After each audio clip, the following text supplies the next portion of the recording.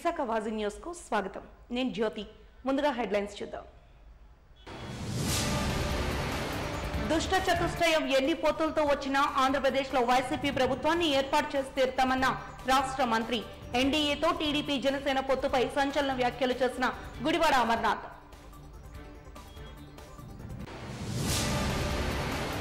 స్కాలర్షిప్లతో చదివి ఉన్నతమైన పదవుల్లో దేశానికి మేలు చేసినప్పుడే సంతృప్తి. అమెరికన్ తెలుగు ప్రోగ్రెసివ్ అసోసియేషన్ ఆధ్వర్యంలో జరిగిన కార్యక్రమంలో ముఖ్య అతిథిగా పాల్గొన్న సిబిఐ మాజీ జేడీ లక్ష్మీనారాయణ వెల్లడి. ఏజెన్సీ ప్రాంత ఉద్యోగాలను 100% గిరిజనులకే అందించాలి. ప్రత్యేక డిఎస్సీని ప్రకటించాలని డిమాండ్ చేసిన గిరిజన సంఘాలు.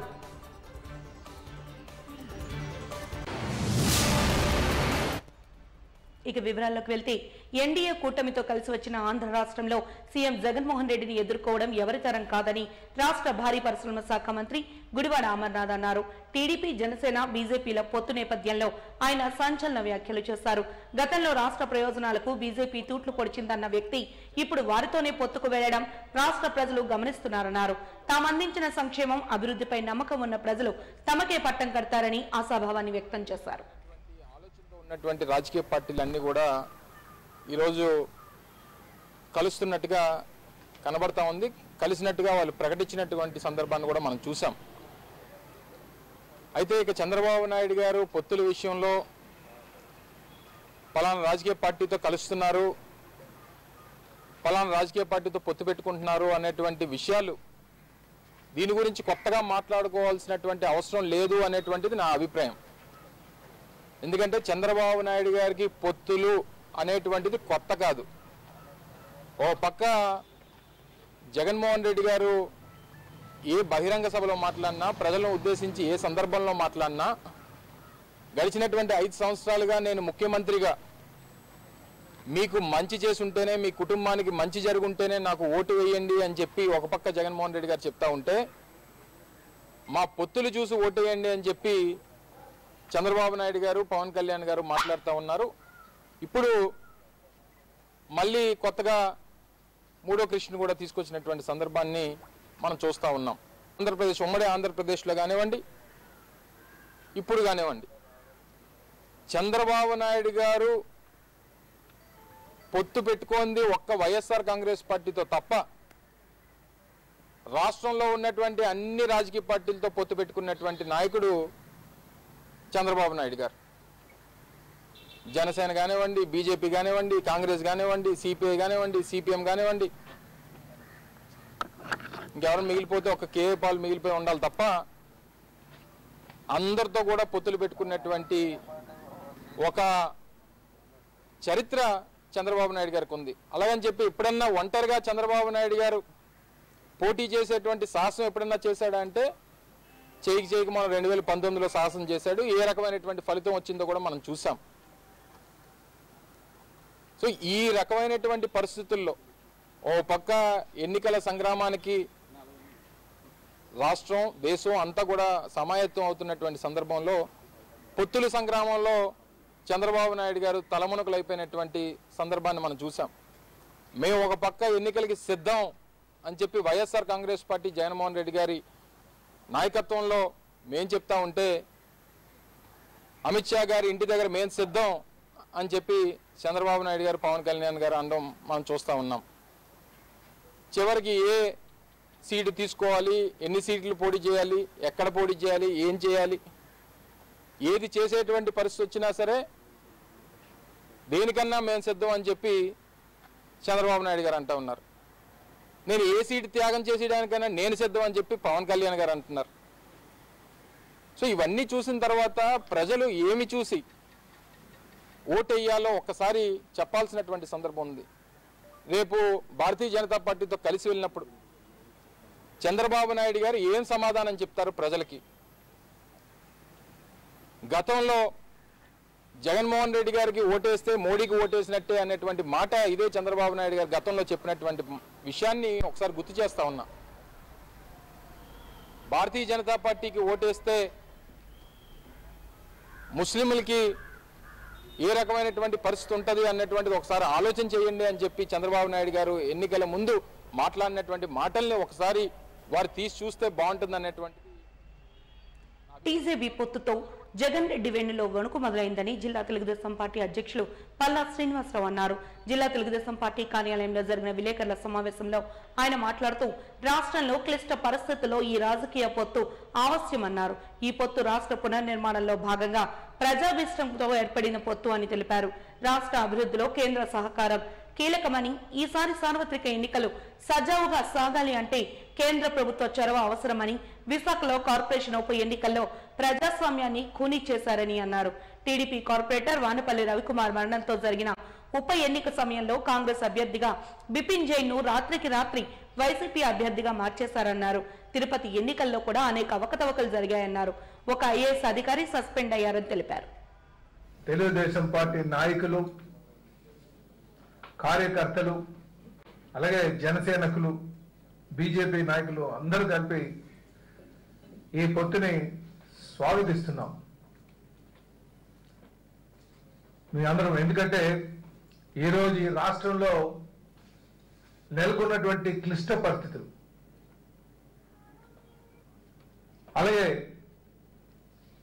ఈ క్లిష్ట పరిస్థితులను దృష్టిలో పెట్టుకొని మరి చంద్రబాబు నాయుడు గారు ఈ నిర్ణయం తీసుకున్నారు. దీన్ని ప్రతి ఒక్కరు కూడా, అటు రాజ్యసభ సభ్యులు కావచ్చు, తెలుగుదేశం పార్టీలో ఉన్నటువంటి రాజ్యసభ సభ్యులు కావచ్చు, అలాగే అక్కడ ఉన్నటువంటి పార్లమెంట్ లోక్సభకు సంబంధించినటువంటి ఎంపీస్ కావచ్చు, ఎమ్మెల్యేస్ కావచ్చు, ఎమ్మెల్సీస్ కావచ్చు, అలాగే మాజీ ఎమ్మెల్యేలు, నియోజకవర్గ ఇన్ఛార్జీలు, సీనియర్ నాయకులు, మాజీ శాసనసభ్యులు అందరూ కలిపి దీన్ని స్వాగతిస్తున్నారని చెప్పేసి ఈ సందర్భంగా మీ ద్వారా ప్రజలకు తెలియజేస్తున్నాం. ఎందుకు స్వాగతిస్తున్నామని ఒక్కసారి ఆలోచిస్తే, ఈ రాష్ట్రంలో నెలకొన్నటువంటి క్లిష్ట పరిస్థితులు, రేపు మనకి కేంద్ర సహకారం కావాలన్నా, కేంద్ర నిధులు సాధించుకోవాలన్నా మనం కేంద్ర స్థాయిలో ఉన్నటువంటి పార్టీలతో పొత్తుతో వెళ్తే బాగుంటుందని చెప్పేసి మెజారిటీ యొక్క నాయకుల యొక్క అభిప్రాయం. అంటే నాయకుల్లో కొంతమందిలో కొంత సొంత అభిప్రాయాలు ఉండొచ్చు వ్యతిరేకత భావం మీద, కానీ మెజారిటీ పార్టీ కండక్ట్ చేసినటువంటి ఐవీఆర్ఎస్ ద్వారా కనుక్కుంటే ఎక్కువ మంది ఈ పొత్తుకే స్వాగతం ఇచ్చారని చెప్పి కూడా ఈ సందర్భంగా తెలియజేస్తున్నాం. మనకి ఈ మాటలన్నీ కూడా వైఎస్ఆర్సీపీ బీసీసీఎల్ అధ్యక్షులు జంగా కృష్ణమూర్తి గారి మాటలోనే అది స్పష్టమైంది. బీసీల పైన ఏ విధంగా వీళ్ళు ఎలా దొక్కుతారని, అలాగే బీసీలకు ఉన్నటువంటి గౌరవం కావచ్చు. అంటే అధికారంకి వస్తే వెనకబెట్టినటువంటి వర్గాలు, అణగారినటువంటి వర్గాలు ఎవరైతే ఈయన వ్యతిరేకిస్తున్నారో వాళ్ళందరినీ కూడా అనగదొక్కేటువంటి ప్రయత్నాలు చేసేటువంటి వాళ్ళందరూ కూడా ఈరోజు ఈ పొత్తుని స్వాగతిస్తున్నారు. అంటే ఎలక్షన్స్, మాకున్నటువంటి భయాలు, ఎలక్షన్స్ జగన్మోహన్ రెడ్డి సరిగ్గా సాధావుగా చేయనివ్వడు, కేంద్ర ప్రభుత్వం ఒక కేంద్ర పాలిత, అంటే కేంద్రంలో ఉన్నటువంటి పార్టీ సపోర్ట్ ఉంటే మనకి కొంచెం ఎలక్షన్ బాగా జరుగుతుంది, ప్రజాస్వామ్యబద్ధంగా జరుగుతుంది అనేది ఒక నమ్మకం. అందుకే మేము వెళ్ళాల్సినటువంటి పరిస్థితి వచ్చిందని చెప్పడానికి. ఇక్కడ చూడండి, ఈయన నామినేషన్ వేసేటప్పుడు కాంగ్రెస్ తరఫున వేశాడు విపిన్ కుమార్ జైన్. ఇదే వ్యక్తి మళ్ళీ ఆయన దీంతో అవతరించారు. మీకు ఈ ఫోటోలో ఒక ఎవిడెన్స్ అయితే, తమ పదవీ కాలంలో జిల్లా కోర్టు ప్రాంగణంలో అత్యుత్తమ అభివృద్ధి కార్యక్రమాలను చేపట్టామని విశాఖ బార్ అసోసియేషన్ అధ్యక్షులు చింతపల్లి రాంబాబు అన్నారు. ఈ మేరకు డాబా గార్డెన్స్ ప్రెస్ క్లబ్ లో నిర్వహించిన విలేకరుల సమావేశంలో ఆయన మాట్లాడుతూ నూతన కోర్టు భవనాల సముదాయాన్ని చీఫ్ జస్టిస్ ఆధ్వర్యంలో ప్రారంభించుకున్నామని తెలిపారు. దాదాపుగా 35 కోట్ల రూపాయల అభివృద్ధిని తాము స్వయంగా చేసినట్లు తెలిపారు. అలాగే మహిళల కోసం ప్రత్యేకించి వెయిటింగ్ హాళ్లను ఏర్పాటు చేసినట్లు తెలిపారు. త్రాగునీటి సరఫరాను కూడా అత్యాధునిక పద్ధతులతో ఏర్పాటు చేసినట్టు వెల్లడించారు. ఈ సమావేశంలో బార్ అసోసియేషన్ సభ్యులు, మహిళా నాయకురాలు నాగశ్రీ తదితరులు పాల్గొన్నారు.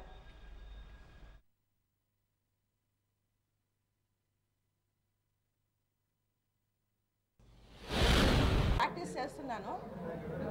నేను వచ్చిన దగ్గర నుంచి ఈ రోజు వరకు మాకున్న లేడీస్ వెయిటింగ్ రూము జిల్లా కోర్టు ప్రెమిసెస్లో ఉండేది. మేము 350 మంది రెగ్యులర్గా లేడీస్ ప్రాక్టీస్కి వస్తే ఓన్లీ 15-20 మందికి మాత్రమే సరిపోయే వెయిటింగ్ రూమ్ మాకు ఉండేది. అది కూడా పడిపోయే పరిస్థితుల్లో ఉండేది. కానీ నేను వచ్చిన తర్వాత, మన కమిటీ రాంబాబు గారు వచ్చిన తర్వాత దీన్ని ఇమీడియట్గా తీసుకుని ఫస్ట్ లేడీస్ బాత్రూమ్స్ అన్ని ఆయన ఆధ్వర్యంలో బాగు చేయించడం జరిగింది. తర్వాత దాన్ని బాగు చేయించడం కోసం మేము హైకోర్టు జడ్జిల దగ్గరికి పర్సనల్గా వెళ్ళి రిప్రజెంటేషన్ ఇచ్చి వాళ్ళ దగ్గర అప్రూవల్ తీసుకుని దీన్ని బాగు చేయించడానికి మరియు ఈరోజు కొత్త దాంట్లో 200 మందికి సరిపోయే లేడీస్ వెయిటింగ్ రూమ్ని అలాట్ చేయడానికి ఎంతో సహకరించారు జిల్లా కోర్టు హైకోర్టు జడ్జి మన పోర్ట్ఫోలియో జడ్జి దుర్గా ప్రసాద్ గారు ఎంతో సహకరించి మాకు ఈవెన్ ఈరోజు లేడీస్ వెయిటింగ్ రూమ్ కొత్త వెయిటింగ్ రూమ్లో ఏసీలు కూడా ప్రొవైడ్ చేయడానికి కూడాను ఆయన సముఖత వ్యక్తం చేశారు. కనీసం 15-20 మంది కూర్చుని భోజనం చేయడానికి పనికిరాని పరిస్థితుల్లో ఉన్న మాకు 200 మంది కూడా కూర్చుని భోజనం చేసే పరిస్థితి ఈరోజు ఉందంటే మేము ఎంతో రుణపడి ఉన్నాము మన వీళ్ళకి. మేము ఈ టర్మ్లో చేసింది ఇదంతా కూడాను మా ఎంటైర్ టీమ్ యొక్క కోఆపరేషన్ వల్ల జరిగింది. అండ్ అంతేకాకుండా జిల్లా కోర్టులో పాపది కూడాను మా టర్మ్లోనే ఓపెన్ చేసి కొత్తగా వచ్చే జూనియర్స్కి సీనియర్స్కి కూడాను వెసులుబాటు జిల్లా కోర్టులో కూడా ఉంటుంది. 2 వెయిటింగ్ రూమ్స్ కూడాను మాకు అందుబాటులో వస్తానికి ఎంతో సహకరించిన వాళ్ళందరికీ ధన్యవాదాలు చెప్తున్నాను. మా కాలం వచ్చి సంవత్సర కాలం ఎన్నికల ముందు మరి మేము వచ్చాక 10 కోర్స్ బిల్డింగ్ అనేది ఒకటి ఓపెన్ అయ్యి ఉంది. దానికి చీఫ్ జస్టిస్ గారు రావడం జరిగింది. ఆ 10 కోర్స్ బిల్డింగ్ ఓపెన్ చేయడం వల్ల ప్రజలకు కానీ కక్షిదారులకు కానీ న్యాయవాదులకు కానీ ఈ పార్కింగ్ ప్రాబ్లం అనేది పోయింది. ఆ 10 కోర్స్ బిల్డింగ్ కూడా చాలా విశాలంగా ఉంది. అందులో 8 జిల్లా కోర్టులు 2 సబ్ కోర్టులు హైకోర్టు వారు అందులో కేటాయించడం జరిగింది. మరి అదేవిధంగా మేము వచ్చాక పారిశుద్ధ్య కార్యక్రమాలు అయితేనేమి, క్రికెట్ కార్యక్రమాలు అయితేనేమి, వాష్రూమ్స్ అయితేనేమి, ఈ రకంగా మా కమిటీ అందరూ కూడా అంటే అసోసియేషన్ అప్డేట్ చేయడం అయితేనేమి, తర్వాత అందరూ కూడా ఈ కమిటీలో ఉండి సేవ చేయడం అంటూ జరిగింది. ఈ సంవత్సర కాలంలో ఈ సేవ చేసే కార్యక్రమాలు మా కమిటీ అందరూ కూడా మాకు సహకరించడం జరిగింది. మరి అదేవిధంగా నేషనల్ సెమినార్ FWL అనేది కూడా మా ఈ మధ్యనే ఒక వారం రోజుల క్రితం దాంట్లో సుప్రీంకోర్టు జడ్జి గారు వచ్చి నరసింహం గారు ఆ కార్యక్రమం కూడా నిర్వహించారు. చాలా చక్కగా జరిగింది. మరి చీఫ్ జస్టిస్ ఆఫ్ ఆంధ్రప్రదేశ్ అనే పెద్ద వ్యక్తి మాకు ముఖ్యమంత్రి గారితో సమానం. వారు వచ్చి 2 సార్లు విశాఖపట్నం రావడం అనేది మా అదృష్టం. ఎందుకంటే ఏ చీఫ్ జస్టిస్ గారు కూడా ఒక జిల్లా కోర్టుకి 2 సార్లు ఒకే సంవత్సరం రావడం అనేది జరగదు. అదే కాకుండా వారు 2 సంవత్సరాలు వచ్చి మాకు ఈ కార్యక్రమాలన్నింటికీ హాజరయ్యి మా అందరికీ కూడా బాగా సహకరించారు. మరి వారు 273 జిల్లాకి ఏసీలు ప్రభుత్వం వారితో మాట్లాడి వారి కృషి వలన వారి ప్రయత్నం వల్లనే 273 ఏసీలు వచ్చాయి. అందులో 230 ఏసీలు ఓన్లీ విశాఖపట్నం కోర్టులకే కేటాయించారు. జిల్లా అంతా 273. మరి అవన్నీ కూడా ఒక వారం రోజుల్లో ప్రారంభం జరుగుతుంది. మరి అవన్నీ కూడా చీఫ్ జస్టిస్ ఆఫ్ ఆంధ్రప్రదేశ్ గారి కృషి వల్లనే జరిగింది. అదేవిధంగా 2 కోట్ల ఫర్నిచర్ వచ్చింది కోర్టుల్లో 10 కోర్స్ బిల్డింగ్కి. అది సోమవారం మంగళవారం నుంచి బిగించడం జరుగుతుంది.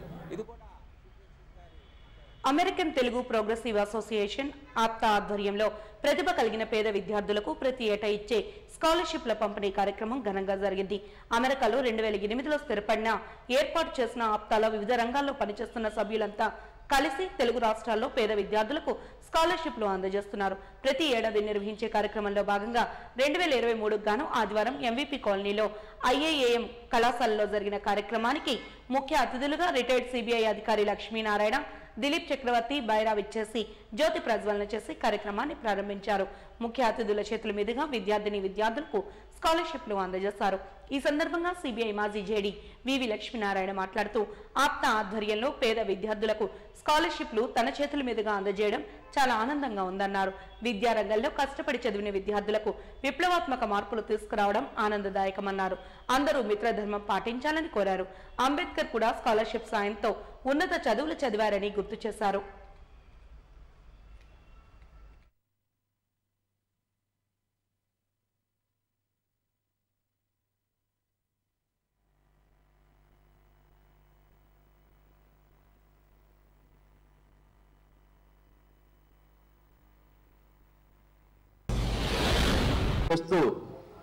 అమెరికాలోనే సెకండ్ బిగ్గెస్ట్ తెలుగు ఆర్గనైజేషన్గా దినదినాభివృద్ధి చెంది లాస్ట్ ఇయర్ నాన్ ప్రాఫిట్ ఆర్గనైజేషన్లో అమెరికన్ గవర్నమెంట్ నుంచి కూడా అవార్డు తీసుకుంది.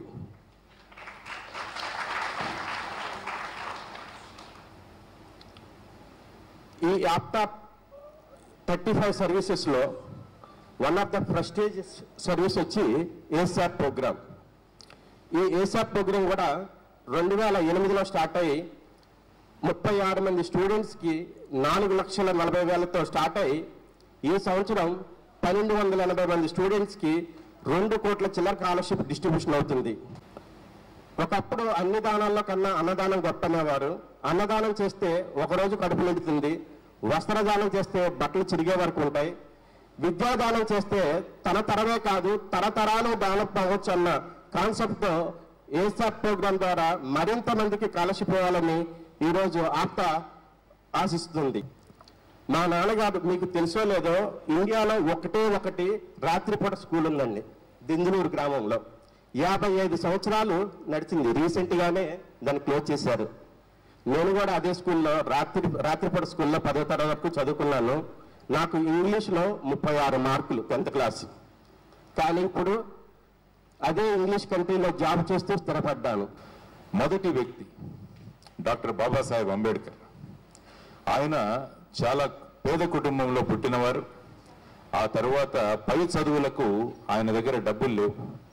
కాబట్టి అప్పుడు బరోడా మహారాజు గారు, బరోడా యొక్క రాజు, ఆయన బాబాసాహెబ్ అంబేద్కర్ గారికి స్కాలర్షిప్స్ ఇస్తే ఆయన వెళ్ళి లండన్ తర్వాత అమెరికాలో చదువుకొని సుమారుగా 14 PhDలు పూర్తి చేసి మన భారతదేశానికి తిరిగి వచ్చిన తర్వాత కాన్స్టిట్యూషన్ రాజ్యాంగం యొక్క డ్రాఫ్టింగ్ కమిటీకి చైర్మన్గా ఆయన వెళ్ళగలిగారు.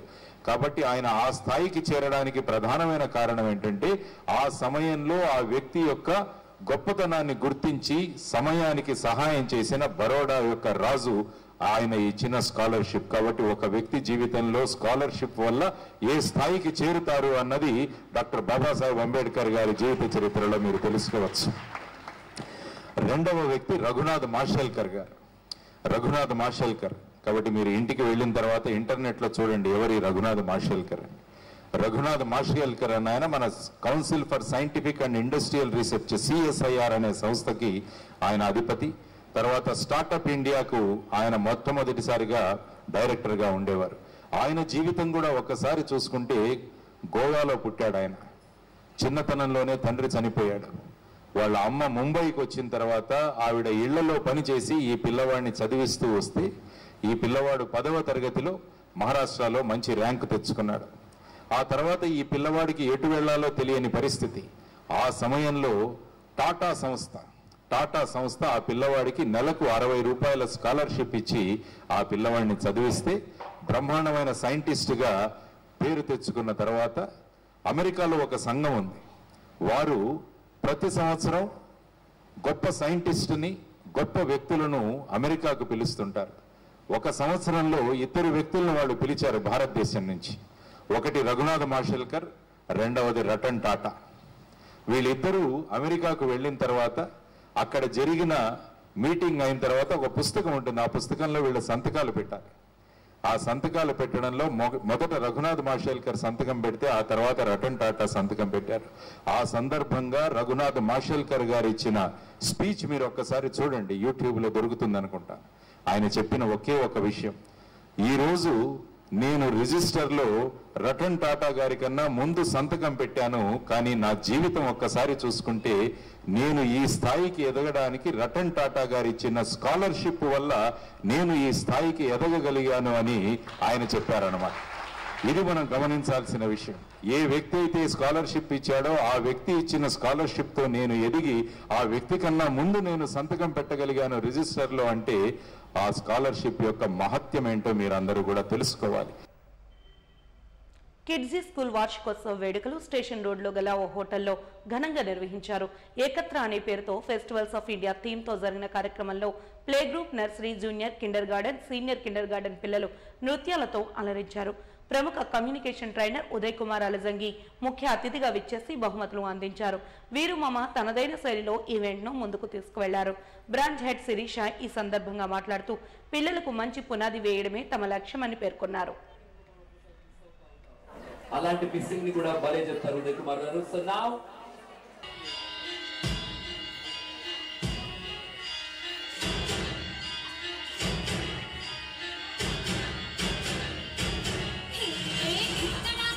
ढोल बाजे, धाम धाम धम धम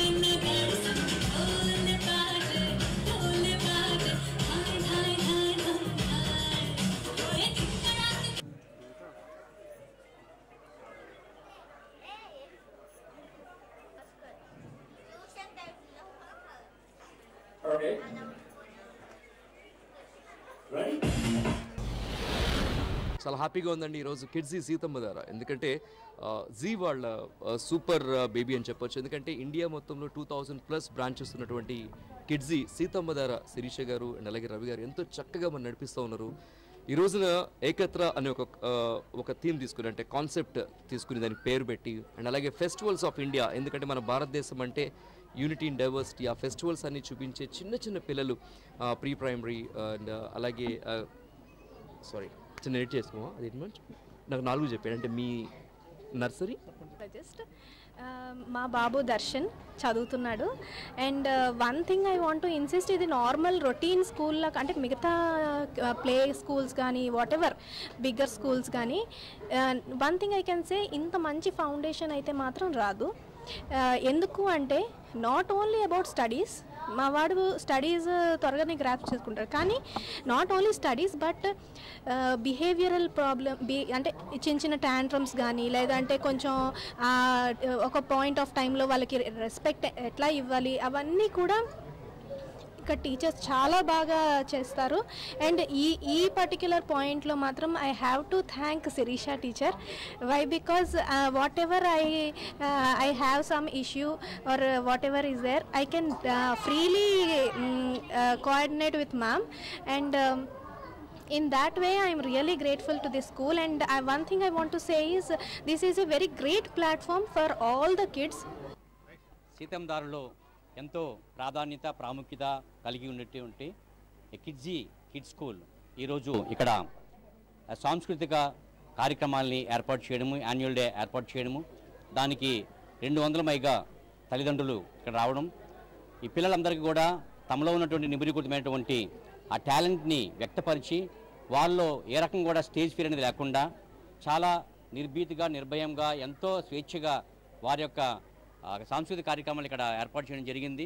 మరి ఇంతగా తర్ఫీదిస్తున్నటువంటి యాజమాన్యానికి, ప్రిన్సిపల్ మేడం శిరీష గారికి, ఇతర సిబ్బందికి, అదేవిధంగా ఎంతో బిజీగా ఉన్నప్పుడు కూడా పిల్లల కోసం సుమారు 4 గంటల సమయాన్ని వెచ్చించినటువంటి తల్లిదండ్రులందరూ కూడా అభినందన తెలియజేస్తూ, మరి కిడ్జీ వినూత్నమైనటువంటి విధానాల ద్వారా పిల్లలు ఉన్నటువంటి సహజమైనటువంటి ప్రతిభను పైకి తీస్తూ వారికి తల్లిదండ్రులను కూడా ఎంతో సహకరిస్తూ అందరికీ అందుబాటులో ఉన్నటువంటి ఫీజులతో ఎంతగా అభివృద్ధి పరుస్తున్నటువంటి ఈ సంస్థ మరి ఈ విద్యా సంవత్సరం నుంచి మరి ప్రాథమిక పాఠశాలను కూడా ప్రారంభిస్తూ, ప్రైమరీ సెషన్ కూడా ప్రారంభిస్తూ మరి 5th క్లాస్ వరకు అభివృద్ధి పరచాలంటూ ఉద్దేశంతో ఈ ప్రారంభం జరుగుతుంది. ప్రస్తుతం అయితే 1st and 2nd కూడా క్లాస్ కూడా త్వరలో తీసుకోబడుతున్నాయి. మరి ఈ కిడ్జీ సంస్థ అనేది మరింత అభివృద్ధి చెంది మరి ఎంతోమంది తల్లిదండ్రులకి ఎల్లప్పుడూ కూడా సహకరిస్తూ అందుబాటులో ఉంటూ పిల్లల తాలూకా అభివృద్ధికి ఎంతగానో దోహదపడాలని తల్లిదండ్రులందరూ కూడా సీతం ద్వారా అక్కయ్యపాలెం ఆ ఏరియాలో ఉన్నటువంటి తల్లిదండ్రులందరూ కూడా ఈ పాఠశాల యొక్క సేవల్ని వినియోగించుకొని పిల్లల్ని పరిపూర్ణమైనటువంటి వ్యక్తులుగా తీర్చిదిద్దడానికి సహకరించాలని మరి ఈ కార్యక్రమంలో పాల్గొనేందుకు చాలా ఆనందంగా ఉంది. ఫోటోగ్రాఫర్ పోతుల సాయి విజయ్ పవన్ కళ్యాణ్ అకాల మరణానికి సంతాపంగా ఆర్కే బీచ్ రాష్ట్రంలో ఉన్న వివిధ అసోసియేషన్ల ఆధ్వర్యంలో నిరసన ప్రదర్శనను చేపట్టారు. ఈ సందర్భంగా ఆర్కే బీచ్ లోని కాళీమాత టెంపుల్ వద్ద ఏపీ కెమెరామెన్ అసోసియేషన్ అధ్యక్షులు వీరేందర్, విశాఖపట్నం కెమెరామెన్స్ అసోసియేషన్ అధ్యక్షులు గిరిగోపాల్, కాకినాడ కెమెరామెన్ అసోసియేషన్ కార్యదర్శి వెంకట సత్యనారాయణ తదితరులు మాట్లాడుతూ ఫోటోషూట్ కోసమని పిలిచి కేవలం అత్యాధునికమైన విలువైన కెమెరా కోసం ఒక నిండు ప్రాణాన్ని తీయడం అత్యంత దారుణమైన ఘటన అన్నారు. ఎంతో భవిష్యత్తు ఉన్న సాయి ఇలాంటి దురాగతానికి బలైపోవడం బాధాకరమని ఆవేదన వ్యక్తం చేశారు. ఇప్పటికైనా ఫోటోగ్రాఫర్లు, కెమెరామెన్లు ఐకమత్యంతో మెలుగుతూ వారి వారి వృత్తిరీత్యా మరింత ఉన్నతిని సాధించాలని కోరారు. ఇలాంటి దుశ్చర్యలకు పాల్పడిన వారిని కఠినంగా శిక్షించాలని డిమాండ్ చేశారు. మరి ఇది చాలా బాధాకరమైన విషయం అండి.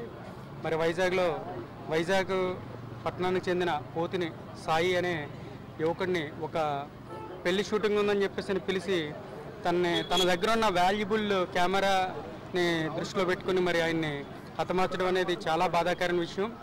సో అతనికి న్యాయం జరగాలని చెప్పేసి ఆంధ్రప్రదేశ్లో ఉన్న ప్రతి జిల్లాలోని ప్రతి మండలంలోనూ కూడా ప్రతి ఫోటోగ్రాఫర్ ఈరోజు నిరసన కార్యక్రమం అనేది కూడా తెలియజేయడం జరుగుతుందండి. సో పోలీసు వారు కూడా ఈ విషయంలో మీరందరూ కూడా మాకు సహకరించి ఆ సాయికి న్యాయం జరిగేటట్టు చూడాలని చెప్పేసి మనస్ఫూర్తిగా కోరుకుంటున్నాను. మన పోతిన సాయి గారికి మా విశాఖపట్నం జిల్లాలోన జరిగినటువంటి అన్యాయం చాలా తీరని అన్యాయం. ఆయనకి ఇలా జరగడం వల్ల మేమందరం కూడా చాలా ఇబ్బంది పడుతున్నాం. ఎందుకంటే రాత్రులు ఎవరు పిలిచినా సరే పరిగెత్తుకుంటూ ప్రోగ్రాంలకు వెళ్తూ ఉంటాం. ఇలాంటి సంఘటనలు జరిగితే ప్రతి ఫోటోగ్రాఫర్ కూడా వాళ్ళ ఇంట్లో ఉన్న ప్రతి ఒక్కటి కూడా మర్చిపోయి వెళ్ళాల్సి వస్తుంది. ఇలా జరిగితే కుటుంబాలు నష్టపోతున్నాయి. ఇలా జరగడం వల్ల ఇది మేము కనీ విని ఎరిగిన 30 సంవత్సరాల ఫీల్డ్లోన కనీ విరిగిన ఎరగనిదండి. అలాంటిది ఇలా జరగడం ఎంతటి అమానుషం జరగడం చాలా బాధాకరమైన విషయం. వాళ్ళ కుటుంబానికి న్యాయం జరగాలి. ఆ ఫోటోగ్రాఫర్ని ఆయన దగ్గర ఉన్న విలువైన కెమెరా కిట్లు చూసి ఆశపడి ఆ ఫోటోగ్రాఫర్ని హత్య చేయడం, ఇదంతా కూడా యావత్ ఫోటోగ్రాఫర్ లోకాన్ని కూడా బాగా కలిచివేసింది. ఈ యొక్క ఫోటోగ్రాఫర్ కుటుంబాన్ని ఆదుకోవాలని, అలాగే ఇంతటి అమానుషానికి ఒడిగట్టిన నేరస్తుడికి శిక్ష పడాలని చెప్పి కాకినాడ జిల్లా ఫోటోగ్రాఫర్స్ అసోసియేషన్ తరఫున, అలాగే ఆంధ్రప్రదేశ్లో ఉన్న అందరి ఫోటోగ్రాఫర్ల తరఫున నేను డిమాండ్ చేస్తున్నాను. ఈ ఉద్యమం అయితే ఇంతటితో ఆగదు.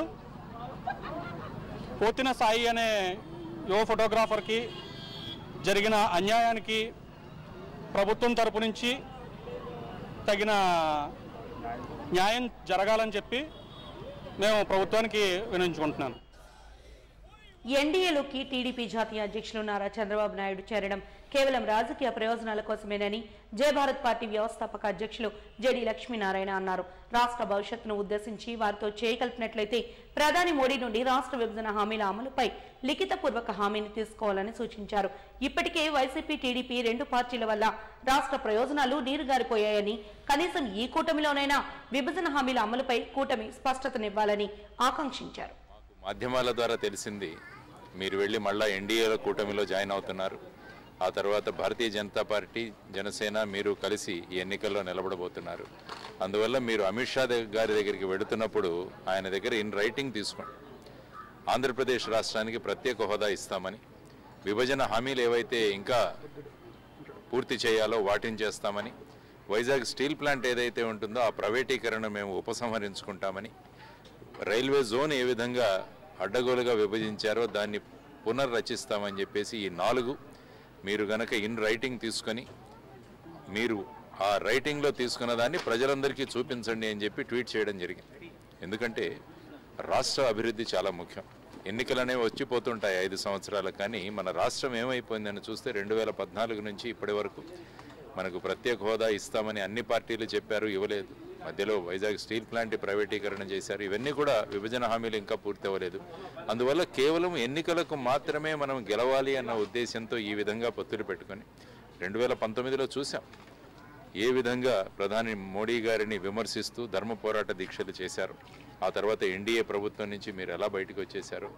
ఆ తర్వాత అవిశ్వాస తీర్మానాన్ని కూడా మీరు వైసీపీ ప్రవేశపెట్టిన అవిశ్వాస తీర్మానంలో మీరు కూడా సమర్థించారు. ఆ తరువాత వైసీపీ ప్రభుత్వం వచ్చింది. అప్పుడు ముఖ్యమంత్రి గారు అన్నారు 25 మంది ఎంపీలను ఇస్తే మేము మెడలు వంచుతామని. ఆ తర్వాత 22 ఎంపీలు ఇచ్చారు ప్రభుత్వం మన ప్రజలు. అయినా అక్కడికి వెళ్ళి నేను ప్రధానమంత్రి గారిని ఏమీ అడగలేను, నేను వాళ్లకు విన్నపం చేయడం తప్ప సార్ అని అడగాలి తప్ప నేనేం చేయలేను అని వీరు ప్రస్తుతం ఉన్న ముఖ్యమంత్రి అన్నారు. అంటే ఫైనల్గా ఏమవుతుందంటే ఈ రాష్ట్రంలో కేవలం రాజకీయ ప్రయోజనాలే ప్రాముఖ్యం. రాష్ట్రం ఏమైనా పర్వాలేదు, రాష్ట్రం అప్పుల్లోకి పోయినా పర్వాలేదు, కానీ మాకు కూటములు కావాలి, మేము గెలవాలి అన్న కాంక్షలతో ఉంటే మరి రాజకీయాలను ఏ విధంగా మనం ముందుకు తీసుకువెళ్తున్నాం అన్నది కూడా ఆలోచించాలి. ఎవరైనా మన ఇంటిని బాగుండాలి అనుకుంటారు, మన ఇంటి గురించి చక్కగా చెప్పుకోవాలనుకుంటారు, కానీ రాజకీయాలు ఎలాగైపోయిందంటే రాజకీయాలు అంటే ఏదైనా చేయొచ్చు అన్న భావన ఒకటి వచ్చింది. బీహార్లో చూసాం, నితీష్ కుమార్ గారు ఏమన్నారు, నేను చనిపోతాను కానీ భారతీయ జనతా పార్టీలో మళ్ళా వెళ్ళను అన్నారు. ఆయన ఎన్డీఏలోకి వెళ్ళను అన్నారు. అమిత్ షా గారు ఏమన్నారు, మా తలుపులు శాశ్వతంగా నితీష్ కుమార్ గారికి మూతవేయబడ్డాయన్నారు. ఆ తలుపులు తెరుచుకున్నా ఈయన కూడా బ్రహ్మాండంగా జాయిన్ అయిపోయారు. అంటే ఏమవుతుంది దేశంలో ఈ రాజకీయాల గురించి అన్నది యువతరం ముఖ్యంగా ఆలోచించాలి, ప్రజలు కూడా ఆలోచించాలి. ఏజెన్సీ ప్రాంత ఉద్యోగాలు 100% గిరిజనులకే ఇవ్వాలని జీవో నెంబర్ 3 చట్టబద్ధతకు రాష్ట్రపతి వెంటనే పునరుద్ధరణ చేయాలని ఆదివాసీ గిరిజన సంఘ అధ్యక్షులు చిన్నం నాయుడు డిమాండ్ చేశారు. ఈ మేరకు డాబా గార్డెన్స్ అంబేద్కర్ విగ్రహం వద్ద నిరసన వ్యక్తం చేశారు. ఈ సందర్భంగా వారు మాట్లాడుతూ ఏజెన్సీ ప్రాంత స్థానిక ఆదివాసీ నిరుద్యోగులకు తీవ్రమైన అన్యాయం జరుగుతోందన్నారు. ఏకలవ్య పాఠశాలలో నియామకాలు, ఐసిడిఎస్ లో నియామకాలలో గిరిజనేతరులతో భర్తీ చేశారని ఆరోపించారు. రాష్ట్ర ప్రభుత్వం జీవో నెంబర్ 3 చట్టబద్ధత కల్పించేందుకు ఆర్డినెన్స్ ను తీసుకురావాలని, ఏజెన్సీలో 100% ఉద్యోగాలు ఆదివాసులకే కేటాయించాలని డిమాండ్ చేస్తూ మార్చి 10న ఏజెన్సీ మన్యం బంద్ను విజయవంతం చేయాలని వారు పిలుపునిచ్చారు. ఈ మేరకు ఆదివాసీ స్పెషల్ డిఎస్సి నోటిఫికేషన్ విడుదల చేయాలని డిమాండ్ చేశారు. దగా డిఎస్సి వద్దు, ఆదివాసీ స్పెషల్ డిఎస్సీఏ ముద్దు అంటూ ఏజెన్సీ ప్రత్యేక డిఎస్సీకే రాష్ట్ర ప్రభుత్వం తక్షణమే ఆర్డినెన్స్ జారీ చేయాలని విజ్ఞప్తి చేశారు. మన్యం బంధుని కొనసాగింపుగా మన్యం బంధు ఎందుకంటే ఒక డిఎస్సి నోటిఫికేషన్ 6100 పోస్టులు డిక్లేర్ చేసింది గవర్నమెంటు. దాంట్లో భాగంగా మా ఏజెన్సీలో 517 పోస్టులు అనౌన్స్మెంట్ చేశారు. దానికి 6%గా ఒక్క 37 పోస్టులు మాత్రమే మా గిరిజనులకి కేటాయించారు. కాబట్టి దానికి దగా డిఎస్సిగా మేము గుర్తిస్తున్నాం. ఎట్టి పరిస్థితుల్లో ఈ దగా డిఎస్సిని క్యాన్సిల్ చేసి ఏజెన్సీ ప్రాంతంలో స్పెషల్ డిఎస్సిని నోటిఫికేషన్ వేసి మా గిరిజనులకి 98% ఉన్న గిరిజనులకి అన్యాయం జరుగుతుంది. కాబట్టి రాష్ట్ర వ్యాప్తంగా నిరసన కార్యక్రమం చేస్తున్నాం. దానిలో మద్దతుగానే విశాఖపట్నంలో కూడా ఇవాళ భారీ ఎత్తున కార్యక్రమం చేశాం. ఎట్టి పరిస్థితుల్లో ఈ దగా డిఎస్ని మేము ఒప్పుకునే ప్రసక్తి లేదు. కాబట్టి మా గిరిజనులకి న్యాయంగా జరిగే స్పెషల్ డిఎస్సిని ఐడిడిఐ పరిధిలో అన్ని ఐడిడిఐ పరిధిలో స్పెషల్ డిఎస్సిని నోటిఫికేషన్ వేసి మాకు న్యాయం చేస్తారని గవర్నమెంట్కి డిమాండ్ చేస్తున్నాం. మొన్న వచ్చింది, గత 1 మంత్ అయింది. కాబట్టి దీన్ని ఎలక్షన్ స్టంట్గానే మేమైతే అనుకుంటున్నాం. కాబట్టి ఎట్టి పరిస్థితుల్లో ప్రతి సంవత్సరం క్యాలెండర్లో నోటిఫికేషన్లు ఇస్తామని జగన్మోహన్ రెడ్డి గారు ముఖ్యమంత్రి గారు ప్రకటించి ఉన్నారు. ఆ విధంగా మా ఏజెన్సీ ప్రాంతంలో గిరిజనులకు న్యాయం జరిగేటట్టు ప్రతి సంవత్సరం డిఎస్సి కానీ మిగతా ఇతర పోస్టులు కూడా దపదపాలకు ఇవ్వాలని చెప్పేసి మేము అనుకుంటాం. వాజీ న్యూస్ ముగించే ముందు హెడ్లైన్స్ మరొకసారి చూద్దాం. దుష్ట చతుష్టయం ఎన్ని పొత్తులతో వచ్చినా ఆంధ్ర రాష్ట్రంలో వైసీపీ ప్రభుత్వాన్ని ఏర్పాటు చేసి తీరుతామన్న రాష్ట్ర మంత్రి. ఎన్డీఏతో టీడీపీ జనసేన పొత్తుపై సంచలన వ్యాఖ్యలు చేసిన గుడివాడ అమర్నాథ్. స్కాలర్షిప్లతో చదివి ఉన్నతమైన పదవుల్లో దేశానికి మేలు చేసినప్పుడే సంతృప్తి. అమెరికన్ తెలుగు ప్రోగ్రెసివ్ అసోసియేషన్ ఆధ్వర్యంలో జరిగిన కార్యక్రమంలో ముఖ్య అతిథిగా పాల్గొన్న సిబిఐ మాజీ జేడీ లక్ష్మీనారాయణ వెల్లడి. ఏజెన్సీ ప్రాంత ఉద్యోగాలను 100% గిరిజనులకే అందించాలి, ప్రత్యేక డిఎస్సిని ప్రకటించాలని డిమాండ్ చేసిన గిరిజన సంఘాలు.